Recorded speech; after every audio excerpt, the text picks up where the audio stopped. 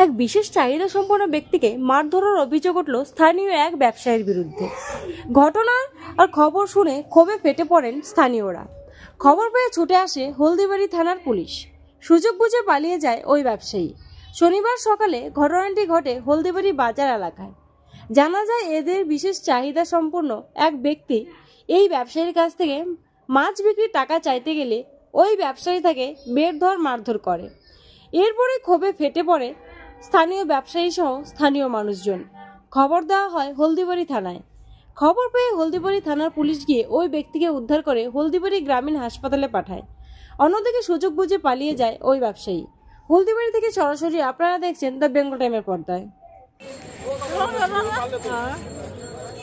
আমি মাছের বাসা পাই, ঠিক আছে, আমি চাইতে আসলাম, ওই জন্য আমাকে মারধর করা।